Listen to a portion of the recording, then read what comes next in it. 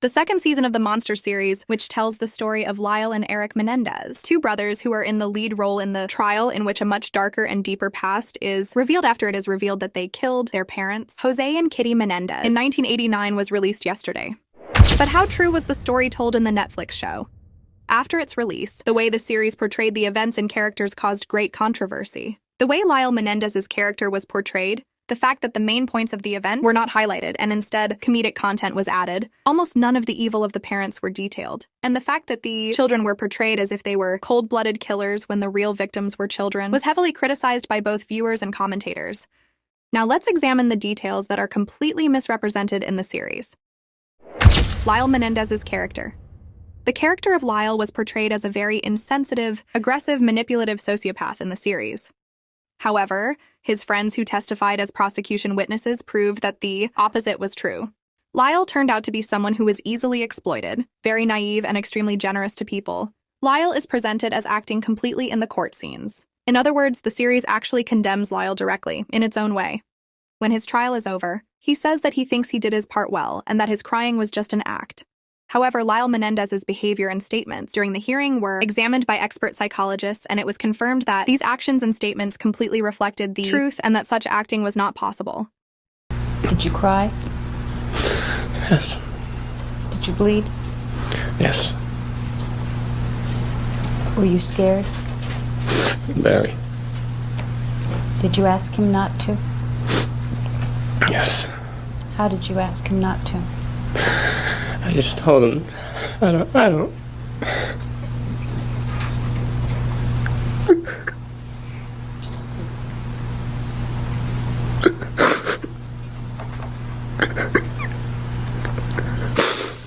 I'm sorry.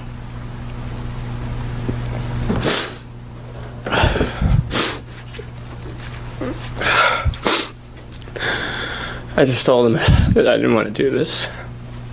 And that it hurt me.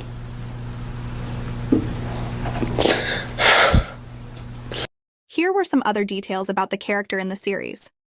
Lyle Menendez did not sing at her parents' commemoration ceremony. He shared a letter that his father wrote to him. In addition, in the series, we see Lyle wearing her father's shoes on her way to the memorial ceremony, which is another wrong detail. Incest relationship claim. During the trial, it was argued by the prosecutor Kuriyama that the brothers had an incest relationship without any evidence, completely unfounded. Murphy also included this unfounded claim in the series. This scene, which was highly criticized by the audience, also received a great reaction from the relatives of Lyle Menendez. The brothers' relatives shared several posts condemning the series on Lyle Menendez's Facebook page, implying such a thing, stating that it was pure evil to spread it to the world.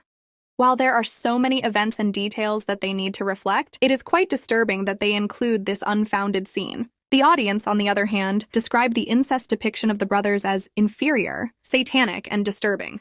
The comment of an ex-user is as follows: creating incest-involving fan fiction between real-life siblings. I've been absolutely despicable and crazy, literally speechless, especially when they're victims of abuse and incest themselves. Not to mention Kitty Menendez's abuse of Lyle Menendez. Kitty Menendez exposes herself to Lyle and asks her if she is beautiful. His mother wanted and was doing sexual activities with Lyle.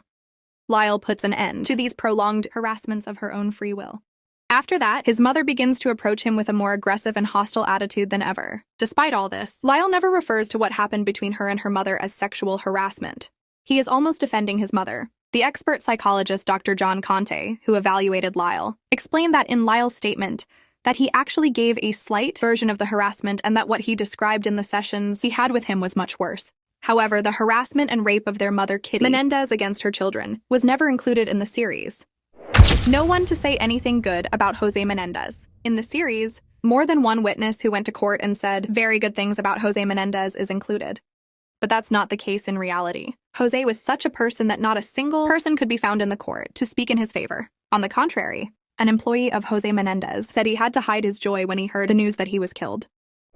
Letter caught under Erik Menendez's bed. In the series, the prison guards find a letter written by Lyle that Erik hid under his own bed. The content of the letter is an escape plan prepared by Lyle.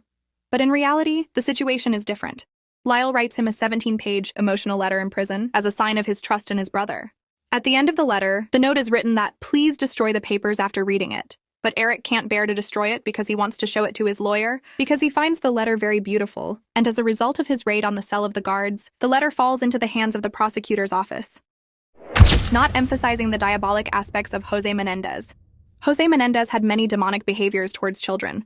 However, instead of showing these in the series, scenes that will make Jose sympathetic were included. The dimensions of the psychological power that Jose established over Lyle are extremely large. While Lyle was only 5 years old, he gave deviant conversations in the basement of their house for hours in which he imposed his own philosophy and distorted beliefs. And the routine sessions he applied methodically just like a ritual played an important role in explaining how the psychology of the children came to this point. None of these details were included in the series. Abuse of Jose Menendez's mother. Jose Menendez states that he was abused by his mother in the series. Then one night, he calls his mother in the middle of the night and asks for an account about the abuses he committed.